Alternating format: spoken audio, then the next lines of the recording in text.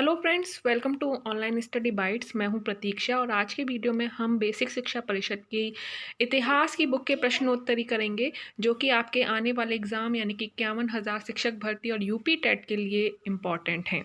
तो चलिए स्टार्ट कर लेते हैं। और अगर वीडियो अच्छा लगे तो प्लीज़ लाइक एंड शेयर ज़रूर कीजिएगा, और अभी तक सब्सक्राइब नहीं किया है तो सब्सक्राइब करके बेल आइकन पर प्रेस करना मत भूलिएगा। हे लर्नर्स, अगर आप सीटेट की तैयारी कर रहे हैं तो आप अनअकैडमी के साथ जुड़ सकते हैं। अनअकैडमी के साथ जुड़ने पर आपको ऐसे फीचर्स मिलते हैं जो आपकी तैयारी को और बेहतर बना सकते हैं। तो आप स्क्रीन पर देख सकते हैं कितने सारे फीचर्स आपको मिलते हैं अगर आप अनअकैडमी के प्लस को ज्वाइन करते हैं। तो आपको बस अनअकैडमी लर्निंग ऐप ज्वाइन करना है।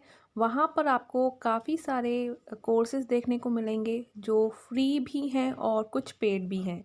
तो आप किसी भी कोर्स को ज्वाइन कर सकते हैं। इसके साथ ही आप लोगों के लिए एक इम्पॉर्टेंट इन्फॉर्मेशन है कि आप सीटेट जनवरी 2021 का कोर्स ज्वाइन कर सकते हैं, जो कि 21 दिसंबर से स्टार्ट हो रहा है। और इसमें जो प्रिपरेशन करवाई जाएगी, जो प्रिपरेशन स्ट्रेटजी है, वो PYQs के द्वारा है, यानी कि प्रीवियस ईयर क्वेश्चंस के द्वारा आपको इस कोर्स की तैयारी करवाई जाएगी।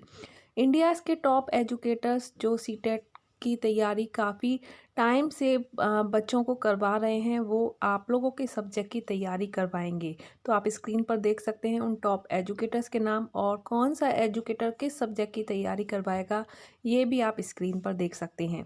इस कोर्स का जो लिंक है वो आपको डिस्क्रिप्शन में मिल जाएगा। इसके साथ ही आप लोगों को बता दूं कि आप मेरा रेफरल कोड यूज़ करके किसी भी फ्री कोर्स को अनलॉक कर सकते हैं, किसी भी लाइव क्लास को, टेस्ट को, क्विज को अनलॉक कर सकते हैं। अगर आप पेड सब्सक्रिप्शन ले रहे हैं तो उसमें भी आप 10% का डिस्काउंट पा सकते हैं। तो बस आपको मेरा रेफरल कोड यूज़ करना है, जो कि है प्रतीक्षा टेट। जैसे लिखा है वैसे ही लिखना है, स्पेस नहीं देना है, प्रतीक्षा टेट। और आप इसको लिखकर 10% का डिस्काउंट और किसी भी फ्री कोर्स को अनलॉक कर सकते हैं। आप देख सकते हैं अगर आप सब्सक्रिप्शन लेते हैं तो आप 1 month, 3 month, 6 month, 12 month, 24 month किसी का भी सब्सक्रिप्शन ले सकते हैं। और आपको बस एक बार सब्सक्रिप्शन लेना है और आप किसी भी कोर्स की तैयारी कर सकते हैं। India's best educators for all subjects, all batches, 1 subscription. Thank you. निम्नलिखित में से कौन हड़प्पा संस्कृति का एक स्थल है जहां से फारस की खाड़ी की मुद्रा उत्खनन से प्राप्त हुई थी? तो 4 ऑप्शन आपके सामने हैं: लोथल, कालीबंगा, मोहनजोदड़ो और धौलावीरा। तो सिंधु सभ्यता का मेसोपोटामिया सभ्यता से व्यापारिक आयात निर्यात होता था, और इसी की वजह से काफ़ी सारी मोहरें जो हमें प्राप्त हुई सिलखड़ी की, और जो कि वृत्ताकार बटन के आकार की थी, वो प्राप्त हुई हैं लोथल से। और इसके बारे में हम SCERT की बुक में पढ़ चुके हैं। तो ये बहुत ज़रूरी है SCERT की बुक्स को रीड करना, क्योंकि काफ़ी सारे इंपॉर्टेंट क्वेश्चन आपको वहाँ से मिलने वाले हैं। इसीलिए इसका सही आंसर क्या होगा? लोथल। ठीक है, लोथल से गोदीवाड़ा यानी कि बंदरगाह प्राप्त हुआ है हड़प्पा संस्कृति का। वहाँ से काफ़ी सारे आयात निर्यात किए जाते थे। तो हमारा आंसर ऑप्शन 1 है। सेकंड क्वेश्चन है, ऋग्वेद के नवम मंडल के सभी सूक्त निम्नलिखित में से एक ही देवता परक हैं, यानी किस देवता पर ये सूत्र लिखे गए हैं, तो उसका नाम बताना है आपको। तो ऑप्शन आपके सामने हैं: इंद्र, अग्नि, सोम और रुद्र। तो नवे मंडल में जिस देवता के बारे में सभी सूक्त मिलते हैं वो हैं सोम देवता। सोम जो था वो आर्यों का प्रिय पेय था, एक पेय पदार्थ था, जिसे बाद में देवता की संज्ञा दे दी गई, और वह आर्यों के आनंद और प्रफुल्लता का देवता बन गया। ऋग्वेद में इसकी उत्पत्ति सूर्य और विद्युत से मानी गई है। उसका निवास व्योम माना गया तथा विचरण स्थल स्वर्ग माना गया। तो आंसर सी यानी कि 3 सोम सही है। नेक्स्ट क्वेश्चन है, अशोक के शिलालेखों को पढ़ने का श्रेय सर्वप्रथम किसे प्राप्त है? John Marshall, 2 William Jones, 3 James Prinsep या 4 अलेक्जेंडर कनिंघम। तो अशोक के शिलालेखों को पढ़ने का जो श्रेय सर्वप्रथम जाता है वो हैं 3 जेम्स प्रिंसिप। अशोक ने ब्राह्मी लिपि में लिखे हुए अभिलेख को 1837 ईस्वी में जेम्स प्रिंसेप ने पढ़ने में सफलता प्राप्त की थी।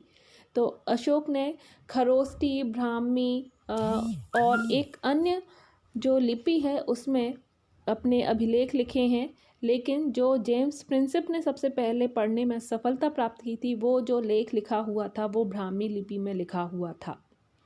जो जेम्स प्रिंसेप थे ये बंगाल में ईस्ट इंडिया कंपनी के अधिकारी थे। तो राइट आंसर जो है ऑप्शन 3 जेम्स प्रिंसेप है। नेक्स्ट क्वेश्चन है हमारा, मेगास्थनीज द्वारा उल्लिखित अग्रोनोमोई कौन थे? 1 सैनिक, 2 पुरोहित, 3 नगरों के अधिकारी या 4 ग्रामीण अधिकारी। तो मेगास्थनीज के द्वारा जो पुस्तक लिखी गई है उसका नाम है इंडिका, और मेगास्थनीज जो है वो चंद्रगुप्त मौर्य के शासनकाल में भारत आया था। तो उसने अपनी जो बुक लिखी थी उसमें अग्रोनोमोई के बारे में लिखा है और वह होते थे ऑप्शन 3 नगरों के अधिकारी। अग्रोनोमोई नगर का अधिकारी तथा एस्टिनोमोई जिले का अधिकारी होता था। तो राइट आंसर ऑप्शन 3 होगा, नगरों के अधिकारी। नेक्स्ट क्वेश्चन है, सर्वप्रथम चांदी के सिक्के का प्रचलन किस शासक ने करवाया था?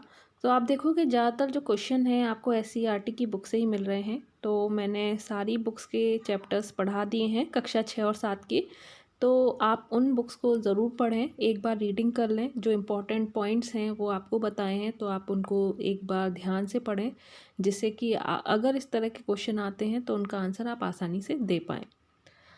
तो एससीईआरटी की बुक से अगर क्वेश्चन इस तरह के दिए हुए हैं तो आपके एग्ज़ाम में आने के चांसेस बहुत ज़्यादा हो सकते हैं, तो इग्नोर ना करें। तो इसका जो आंसर होगा वो होगा ऑप्शन 1 चंद्रगुप्त विक्रमादित्य। सर्वप्रथम चांदी के सिक्कों का जो प्रचलन था वो चंद्रगुप्त विक्रमादित्य के द्वारा चलाया गया था। गुप्त शासकों में चंद्रगुप्त द्वितीय ने सर्वप्रथम चांदी के सिक्के शकों को पराजित करने के उपरांत चलवाए। इसी कारण चंद्रगुप्त द्वितीय के रजत सिक्के आकृति और वजन में शकों के सिक्कों के अनुरूप ही हैं। तो right answer option 1 Chandragupta Vikramaditya. Next question is, 2 अश्वमेघ यज्ञ निम्न में से किसने संपन्न किए थे? 1 समुद्रगुप्त, 2 पुष्यमित्र शुंग, 3 दशरथ, 4 स्कंदगुप्त। इसका जो सही आंसर है 2 अश्वमेघ यज्ञ निम्न में से जो संपन्न किए थे वो थे पुष्यमित्र शुंग। शुंग वंशी शासक पुष्यमित्र शुंग को 2 अश्वमेघ यज्ञ करने वाला कहा गया है और इसका उल्लेख यज्ञ पतंजलि के महाभाष्य तथा अयोध्या अभिलेख में किया गया है। इसका उल्लेख हरिवंश पुराण में भी प्रकारांतर से मिलता है। तो answer is option 2 Pushyamitra Shunga. Next is, निम्नलिखित में से किसका जन्म राजपूत माँ के गर्भ से नहीं हुआ है? तो आपको पता होगा कि जो मुग़ल कालीन शासक थे अकबर, जहांगीर, इन्होंने राजपूतों से अपने अच्छे संबंध बनाए रखे और विवाह से काफ़ी अच्छे संबंध बने। तो इनकी जो पत्नी थी वो राजपूत खानदान को बिलोंग करती थी, तो उनसे पुत्र भी हुए, जिसमें अकबर के जो पुत्र थे वो थे जहांगीर, जो कि राजपूत माता के गर्भ से हुए थे। इसके अलावा जो बाकी खुसरो और शाहजहाँ थे वो जहांगीर के पुत्र थे, वो भी राजपूत माता के गर्भ से ही पैदा हुए थे। तो इसका जो सही आंसर होगा वो ऑप्शन 3 औरंगजेब होगा। औरंगजेब का जन्म 3 नवंबर 1618 ईस्वी को उज्जैन के निकट अर्जुन मंद बानो बेगम, जिन्हें मुमताज महल कहा जाता है, से हुआ था। नेक्स्ट क्वेश्चन है, मुगल काल में सबसे बड़ा साम्राज्य किसका था?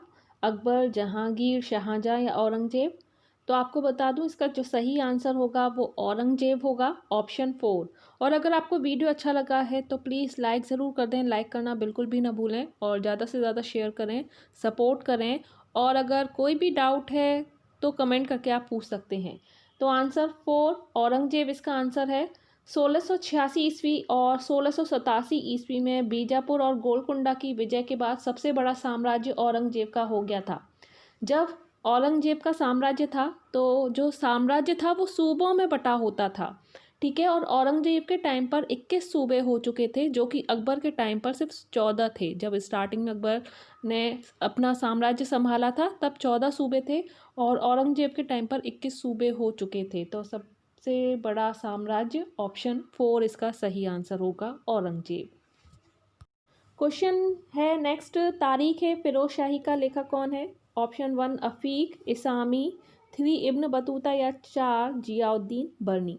इसका जो सही आंसर होगा, और आपको पता होगा अगर आपने SCERT जो मैंने वीडियो अपलोड किए हैं उसमें मैंने काफ़ी सारे इंपॉर्टेंट पॉइंट्स बताए हैं, तो उन वीडियोस को आप ज़रूर देखें, वहाँ पर आपको इन क्वेश्चंस के आंसर मिलेंगे। और आप देख रहे होंगे उन बुक से क्वेश्चंस पूछे गए हैं और आपके आने वाले एग्ज़ाम में पूछे जा सकते हैं। तो इसका जो सही आंसर है वो है ऑप्शन 4 जियाउद्दीन बर्नी। तो जियाउद्दीन बर्नी ने तारीख ए फिरोज शाही की रचना की। नेक्स्ट इज शिवाजी की मृत्यु तथा राज्याभिषेक कहाँ हुआ था? तो शिवाजी की मृत्यु और राज्य अभिषेक एक ही जगह पर हुआ है। ऑप्शन आपके सामने है, एक जिंजी, दूसरा है रायगढ़, तीसरा नागपुर, चौथा सतारा। तो आपने अगर शिवाजी के बारे में पढ़ा है तो आपको आंसर पता होगा, और इसका सही आंसर है ऑप्शन 2 रायगढ़। शिवाजी का राज्याभिषेक 15 जून 1674 ईस्वी को रायगढ़ के किले में हुआ था, और उन्होंने छत्रपति की उपाधि भी ग्रहण की थी। रायगढ़ को ही इन्होंने अपनी राजधानी बनाया, और यहीं पर 12 अप्रैल 1680 ईस्वी को शिवाजी की भी मृत्यु हो गई। तो ऑप्शन 2 रायगढ़ सही आंसर है। तो आज का वीडियो यहाँ पर एंड होता है। अगर आपको वीडियो अच्छा लगे तो प्लीज़ लाइक एंड शेयर ज़रूर करें, और चैनल को सब्सक्राइब नहीं किया तो सब्सक्राइब करके बेल आइकन पर ज़रूर प्रेस करें। अभी के लिए थैंक यू।